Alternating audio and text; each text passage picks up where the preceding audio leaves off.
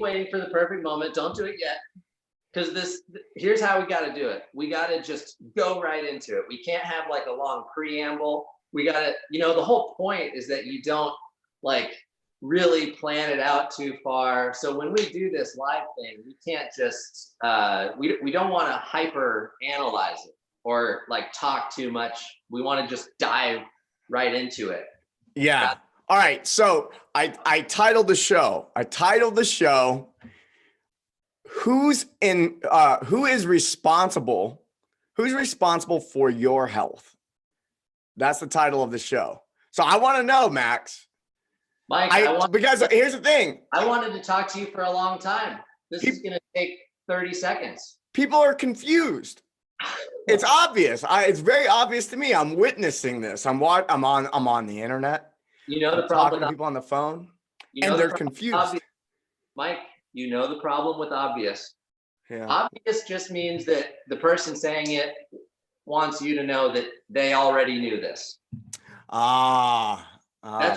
That's all I mean. Obviously, that's what it is, Mike. I just obviously want you to know that I was already obviously good. All it means, when I hear someone say the word obvious, I just go, oh, this person wants me to know how smart they think. I love it. And I do it all the time.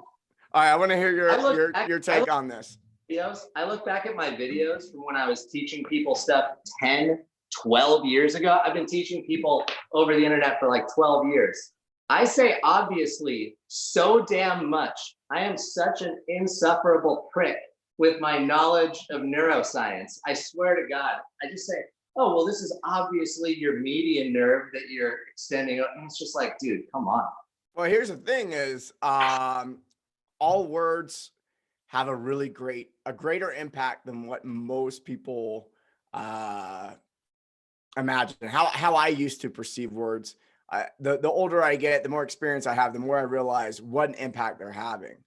And yeah, man, you have a massive amount of influence with quite a few people. And it would not surprise me that throughout your years of using the word obviously, you were able to impact people and influence people to adopt your way of thinking. So I would just keep those kinds of things to yourself. That seems obvious to me now. It's true. I think you're right. I think it's true. I imagine it to be true. It's a fantasy of mine that it's true. We just keep going down that. Then what is true? Who knows? Nothing. Well, I mean, that could be something worth talking about. Is like what makes up your experience? Like what percentage? 100%. A lot of it is visual. What senses are you relying on primarily for your experience? Yeah, I've heard visual is something that is we put a lot more attention on than a lot of the other sensations in the body. So it's for survival. I mean, it's like a life or death. Vision is a life or death kind of thing naturally. Now we have this like really nice social safety net where you can go without sight and still function. But I mean, imagine how brutal it would be to survive in nature if you couldn't see or hear. And those senses make up a huge percentage of our reality. And the more you reinforce those things, the more you attach yourself to that particular type of hunger for stimulus too.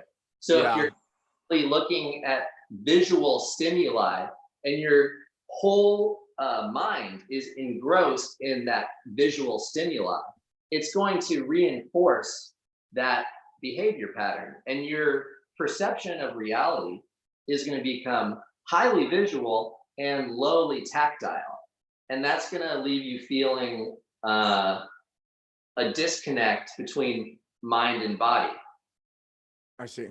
Yeah, I mean, the mind is made up of basically people don't really remember. I imagine the musicians do. And since you're a musician, I would like to hear your take on this. But when I go to retrieve a memory, there is normally a picture or words that take me to that memory, that I can reproduce that memory with words, a thought, or a visual. But I rarely can reproduce a sound in my head. And not saying that I can't, because I can reproduce a sound in my head, but when searching for a memory, I usually go for a visual or a graphic representation of what's going on. Well, and it's always, I believe it always has a word at its core, because a word is just a way that we derive meaning from that image. Like your vision is 75% of your perception. Only 25% of that is like raw data processing. The rest is how you relate to that image. So what happens is this: you take in like data in the form of light hitting your retina, but then most of like the total vision process, the lion's share, like 80%, is taking those colors and shapes and relating it to the story that you understand about that thing. So most of A it, previous experience. right, most of it is your framing, and the way that we make that work is through giving them meaning. Because like if you see like some shape and you don't have what it means to you in there, like you're still going to be describing the meaning of those images with words, and your precision in how you actively or passively determine those words creates your entire reality. Yeah. Unless you get to the place where you don't believe any of your thoughts. Okay, if you don't believe any of your thoughts, yeah, so you're talking about like the master of the universe from the Hitchhiker's Guide to the Galaxy, right? I wasn't referencing that, but Are you familiar with it? no. Basically, he just like doesn't believe anything he does. He like makes all these jokes about, they come in and ask him a question. He's like, oh yeah, I think there might have been a few guys here earlier, but I can't really remember. I'm just really unreliable. And it's just like completely detached from the past. And he goes like, so he feeds this cat, and he's like, I don't know. I just treat the cat this way and it seems to feel good. You know what I mean? It's like, so these like other people pulling the strings come to him to make all the decisions for the universe. And that's basically what you're talking about, is having the pure wisdom to know that your perspective is so small. Yeah. Right? Like the how far you extend your perspective is going to be directly proportional to how much you try to control the environment. And it's kind of like, that's the same thought behind social engineering. It comes from a place of maybe like morality, but also certainly arrogance, right? Like we know best for how this should be done, so just do it this way. Right? Yeah. So what I heard was the more we centralize control, the more arrogance is necessary to enforce that control. We're talking about like large groups now. Sure. Because when you're talking about just within yourself, like whatever you believe, like that's what your reality is, and how you frame that reality is really important. And if based on like one unique perspective, you believe that your control of the ambient environment would make it better, then of course it has to come at least a little bit from a place of I know best, right? It's like impossible to avoid. But I'm not saying it's easy for a huge group of people to organize themselves, but generally speaking, if you use simple language, it's pretty darn easy. The reason I think there's so much conflict is because we have bent the language so tragically, deliberately, to hide the truth. Like, lawyers are basically word warriors as far as I'm concerned, and they'll like take any word and like bend it around and change the rules. And like ultimately it's just like this weird circuitous path to control a little bit more Yeah. and to use the mind to capture resources a little bit more. So anytime, well, I won't say anytime, a lot of the time, and more often recently, I've been in the study of self. I've been in the study of individuals, others, and their development. And something I've been tracking for a while is, is that anything happening on the micro is also happening on the macro. So the stages of development for a human being are the same stages of development for the culture. Right? Yeah. And we have small cultures, which may be a group of friends or a family unit in a house. And there's large cultures like the United States, an entire country, or the entire planet. We could say there's a global culture as well. And so each culture fitting within the next. And the more granular you get, the more variation you may get. So what I'm so in regard to culture and what you're talking about right now, how does that work? I mean, you basically said it, right? There's always going to be an evolution of cultures and societies because, the way people organize themselves is a really interesting question. So and naturally it progresses. I mean, it can only go two ways, right? It can either be more personal responsibility, which is the answer to your very first question in this discussion, which is who's responsible for their health? You're responsible for your health. I'm responsible for my health. And aren't we lucky that if something is more serious, like I had 2 hernias repaired last year, that there's a place that we can go get that done, right? Yeah. So very grateful for you. You either go one of two directions. You either accept more personal responsibility for your organizers, and then you have everybody else. And the more control and responsibility also you give to the organizers, then the less responsibility is going to be in the rest of everybody else. And Yes. it also, just because yes, it comes from a place of arrogance, but it also comes from an idea of goodness probably too. Like a lot of people I've talked to lately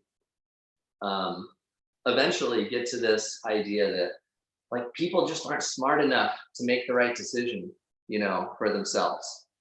And but they really believe that like those people would be harmed if it weren't to like make some rules and then rule them with a stick. Like that's the bottom line, right? So, Children, they're children. I'm the parent, you're the child, and so that's the only time that really comes into play is when you're raising. Totally. Yeah, you're saying that you're more developed than somebody else. And not only more developed, but enough developed to not only not just you're so developed that you actually can make choices for everybody that is the best for each person individually. Right. And you come up with all these ideas in your mind about what is either the right way or the best way, rather than recognize the simple reality that all we are is energy recyclers. And we trade psychic energy with like compliments and insults. And we try to acquire enough calories to stay hot. And we make sure we drink enough water to stay wet. And we make sure to breathe enough to stay ventilated. Like there aren't that like a human body really needs. So why should I be diminutive of some dude in the South? Because the South always gets fucking beaten down, and like Nebraska and all these places in the middle. Like I've spent a lot of time on the coast, and it's like, oh yeah, well these people like they talk like this, so they can't know nothing about nothing. And Mike, let me tell you what, shit. I heard a lot of people talk like this, about 10 times smarter than I am, and you would never know it. Rich motherfuckers, smart motherfuckers. Yeah. And there ain't no right and wrong way for how to make a living, right? Correct. Talk like this all day. Shoot. I I don't know if I can do. I can do a southern accent. I don't know if I can do a southern accent while on mic. I mean, I have a little bit of a draw already. It's built in. Yeah, you got like a pleasant demeanor about you. It's like relaxing type of thing. Relaxing. No, but serious, it's like that's what it comes down to is like the teacher student relationship as opposed to like the equals, right? And Yeah. that's why every time you give charity, you're actually just dropping their platform down a little bit lower. You're taking a little more responsibility. It's like a owner and his dog, man.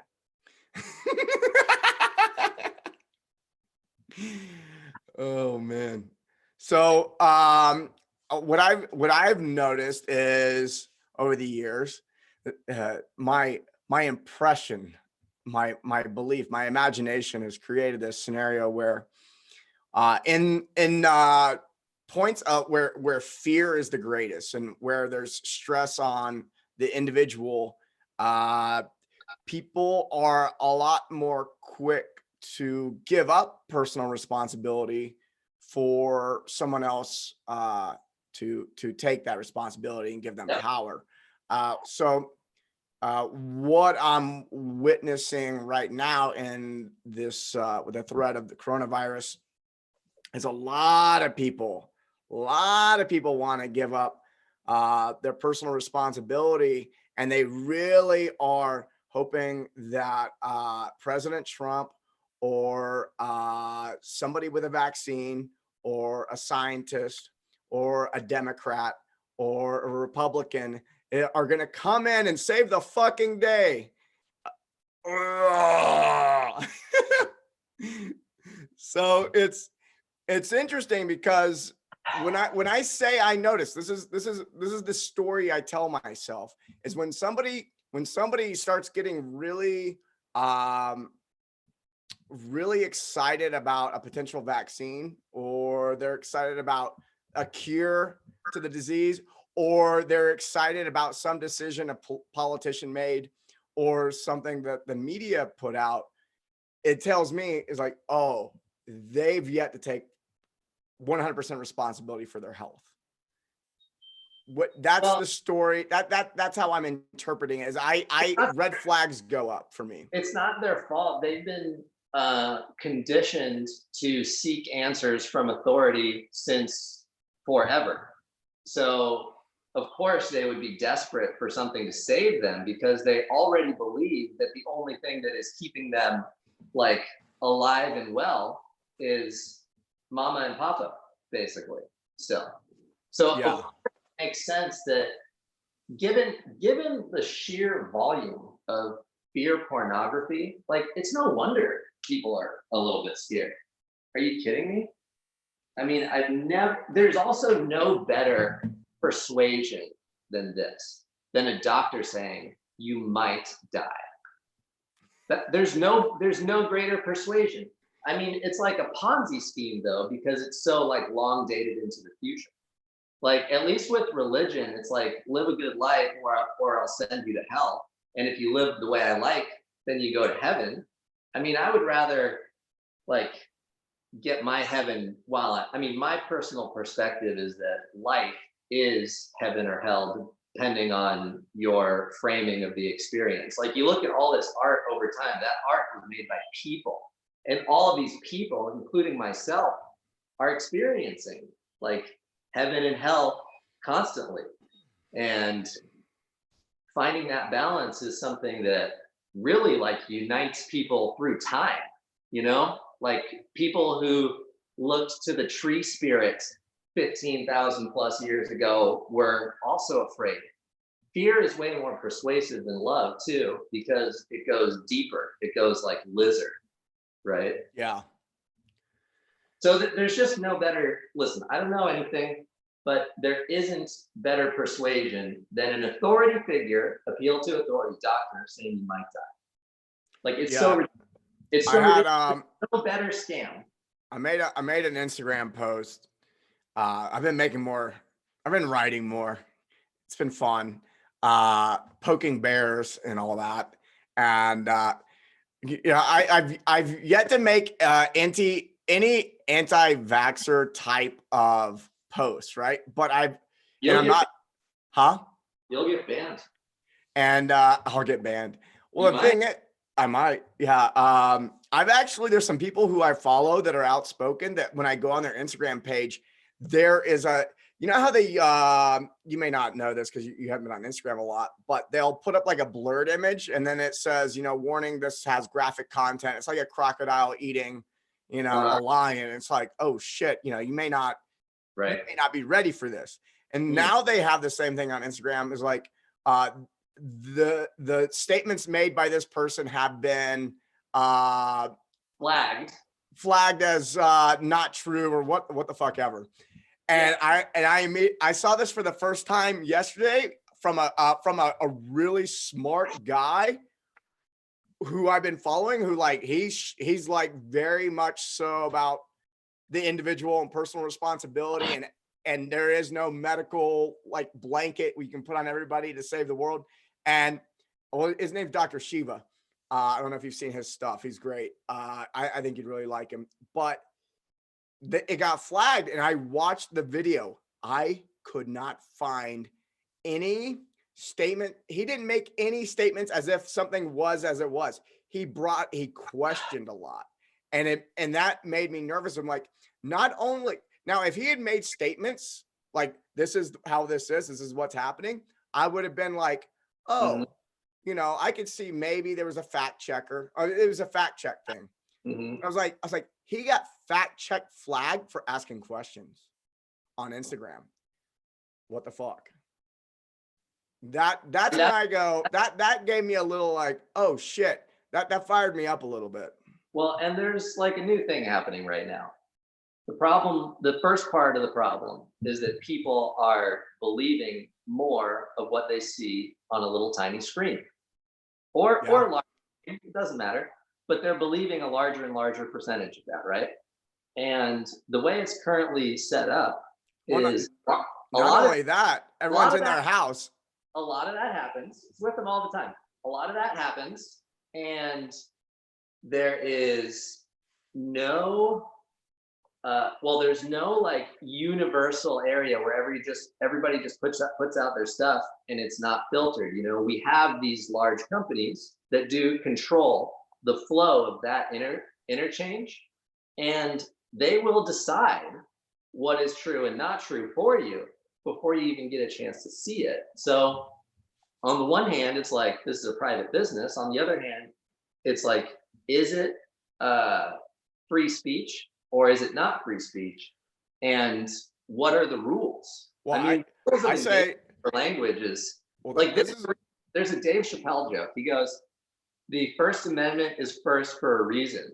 The Second Amendment is just in case the first one doesn't work out. Like, everybody is like desperately trying to use our words to figure this out. Right. Always. Because that's the reality. Yeah. What makes it tough, because I'm with you. Like, I've always been like, you know what? If it's a business, then they should be able to do whatever they want, even if it seems unfair or whatever. However, the problem comes in when the CEOs of the companies are going to Washington, D.C., and now there's collusion with the government. So if there was true separation of business and government, then which would be a pure capitalist system, there'd be a different story, but that doesn't actually exist. We have Zuckerberg hanging out in fucking DC and putting on a show. They put on a show last year. They put on a show that, we're coming down hard on Zuckerberg. But now all of a sudden they're like, the government wants Zuckerberg to do the thing they were coming down on him for now, because this is why they got their fucking hands in the company and now they're turning the knobs. Listen, this is why you never give someone too big of a stick, because someone can always pay for them to use that stick how they please. So the problem is how much coercion can be done legally, right? Because Yeah. at least when I go to Walmart, they don't force me to buy the carrots. It's like I have this joke that true capitalism is where they buy and sell carrots, and communism is where they give you the stick for free.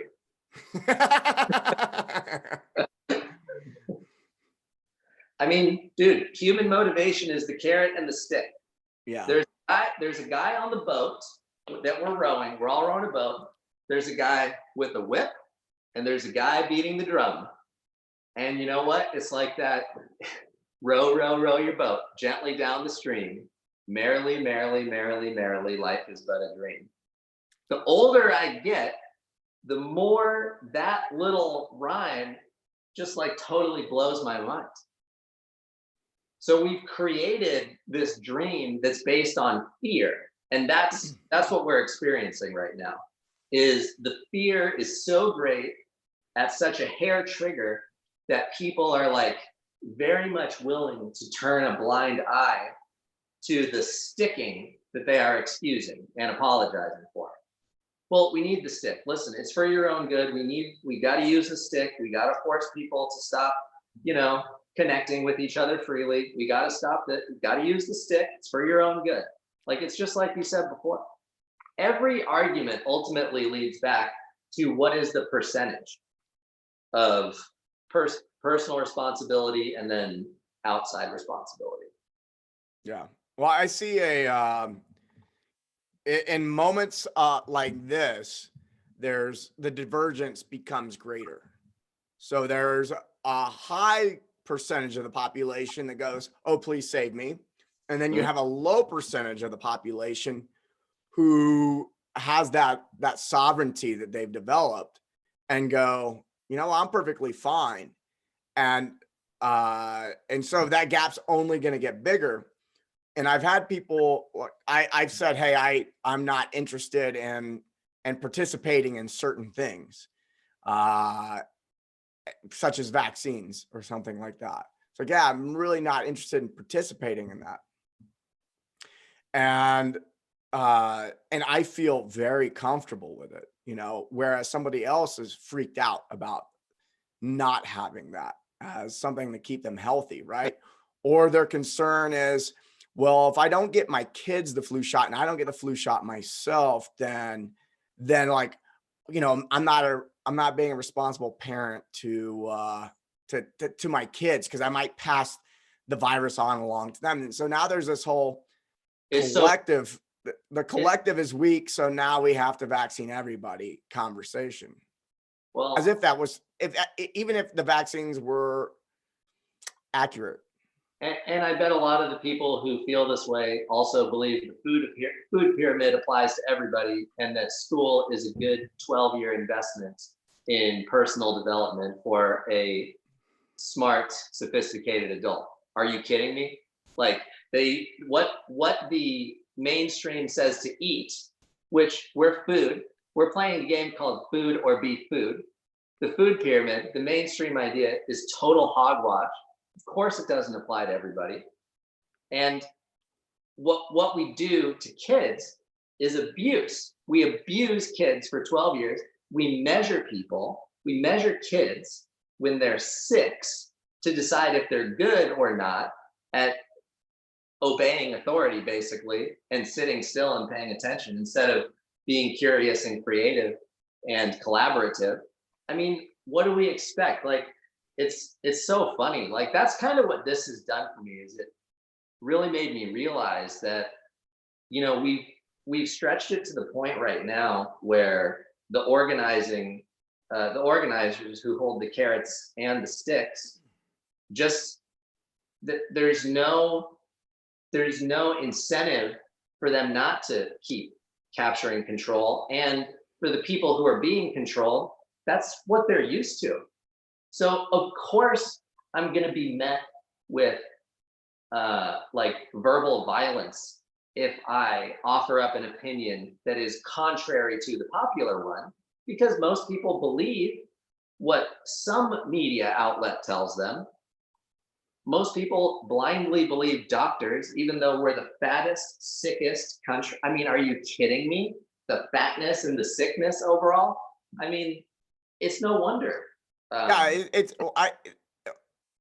if what we're doing is working so fucking well, then why are we having record breaking disease? Why are we having, like you're saying, the obesity, the diabetes, cancer, heart disease? All these things are continually going up, and for some reason we think what we've been doing is working, and the people we've been trusting is working, and it's not.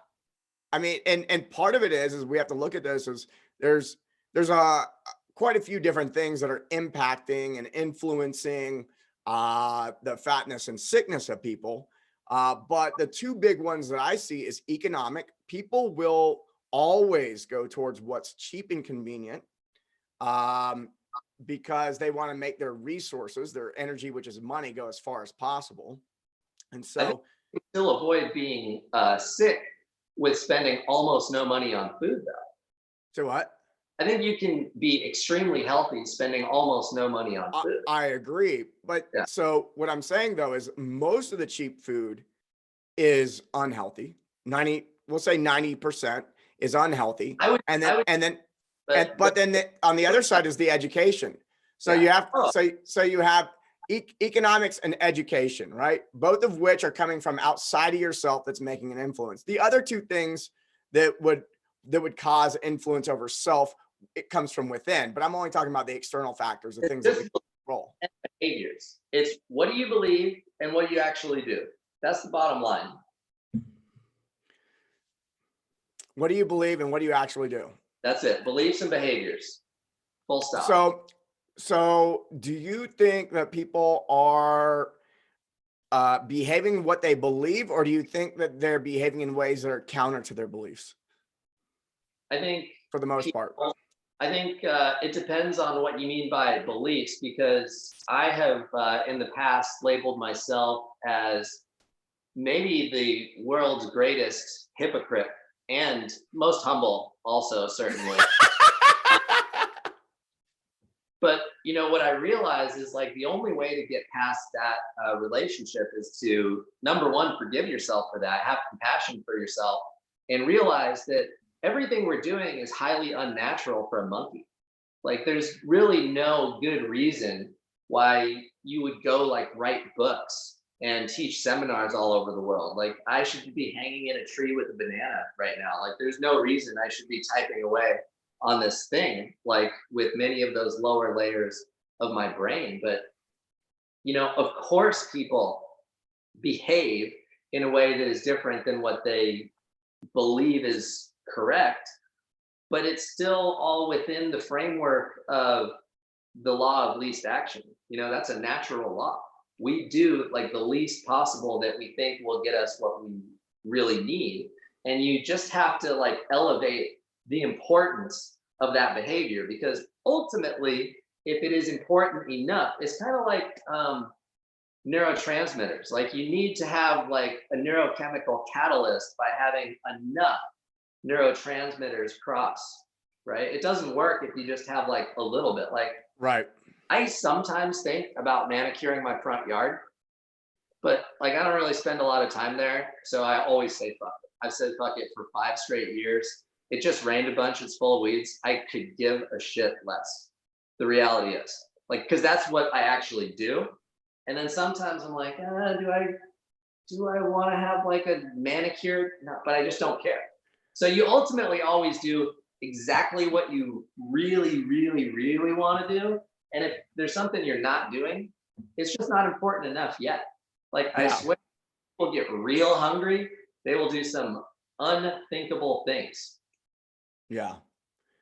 Well, I believe that people, they state their beliefs in a way to gain popularity or to be liked by others, so they're accepted, but their behaviors are what shows what they really value or believe. Yeah, ultimately we do everything to survive and then also be loved. Yeah. That's like every exercise program is because people want to be like a lovable size, whether that is like bigger or smaller or something. Like they just want to be a more lovable shape. You know what I Yeah, mean? And so totally. that will come from like achieving some benchmark. Fuck, dude, I was convinced that if I had visible bumpy stomach muscles, that girls would just be like swarming all over me. And like little did I know that if I'd invested like 1/10 the time in writing a little poetry, it would have had like way greater effects. You know? Yeah. Yeah. I've man, I still have the lumpy stomach muscles. Yeah. And I've worked on losing them, but they're just there. And Yeah. you know who never comments on my abs? The girls you're with? Yeah, the women. You know who Yeah. does comment on my abs? The guys. Yeah. The guys. Dude, I would take it the other way every day of the week. dude, I got such a funny story for you. I was in the Bahamas at a bar. This was right before like the really drunk pickup basketball game at 3 a.m. It was at a bar down the street in Bahamas. And I remember there were some cute girls there and there's some guys there. And I did a handstand press on a bar stool and the bar and cranked out push-ups there, just like pop up, boom, boom, boom, boom. And I was thinking like, oh, maybe some of those girls are gonna like that. And then as soon as I came down, and I'll never forget it, it's so funny. All these strange dudes who I've never met are like coming over and shaking my hand and high-fiving me. And all the girls are like gone. Like actually gone by the time I look up, and I'm just thinking, oh man, that was like totally the opposite of what I thought I would do. And it just shows how completely ignorant I really was. Oh shit. Oh shit. Okay, I want to go back a little bit because I said cheap unhealthy food tends to be cheap, and it sounded like you had a disagreement in a way. I wanted to hear what you were saying, like in regard to that. You can get a complete protein with beans and rice and a little bit of meat. It's not expensive. You can get yourself an instant pot and one cast iron skillet, and you can be totally good. It's just that people don't, because there's an option that is easier and quicker and seems like a perfectly viable substitute, but it's not one-to-one, because actually they're spending a little bit more money on McDonald's. It's delicious, don't get me wrong, but they just have gotten habituated to that quick fix. And here's the deal, like the quicker your happy drug endocrine cascade, you know, those hormones that go in from doing the things that you like to do, whether that's like eating a chocolate, drinking some wine, or watching porno, or let's see, I mean, scrolling on Facebook, gambling, like there are all kinds of things we can do. Like eating food is just another one of those habit cycles. Well, with what you just listed off a bunch of things that are entertainment. Right. Yeah. But food can be entertainment too. Like exactly. I'm a plenty. So but if it's always entertainment, it's not that it's not. Well, it's not possible. It's not that it's not possible to eat cheap. It's that people would rather not eat healthy and cheap. They would rather eat cheap and deliciously unhealthy, because like what the fuck do they care? That's just more worth it to them. Like, for example, there's a funny bit in Half Baked where they're like talking about like how they had like all this trouble with marijuana. And like Bob Saget stands up and is like, I suck dick for coke. Have you ever sucked dick for marijuana? And it just goes to show like the relationship you have with that thing, right? And